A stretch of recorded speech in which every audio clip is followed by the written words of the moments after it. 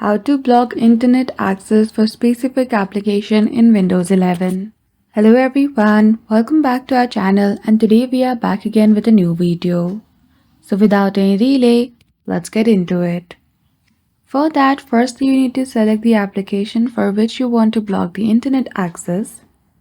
Double click on it. Then after you need to click on the option of Open File Location. Once you are headed in the File Explorer section, again right-click on the application. Then you will see the option of Properties. Click on it and copy its location, as we will be needing this later on. Once the location has been copied, simply go back, go to the Start menu, and search for Windows Defender Firewall. Double-click on the application and shortly you will see this tab on your screen. Then after, from the left hand side, go to Advanced Setting. After that, go to Outbound Rules.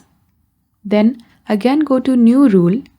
After that, you will need to provide the program detail in order to block internet access from it. So in Program Path, simply copy the location which we just copied. Then after, go to Next, and then you will be able to block internet access for this app. So that's it. I hope you found this video helpful. If you did, don't forget to give it a thumbs up and subscribe to our channel for such tutorial.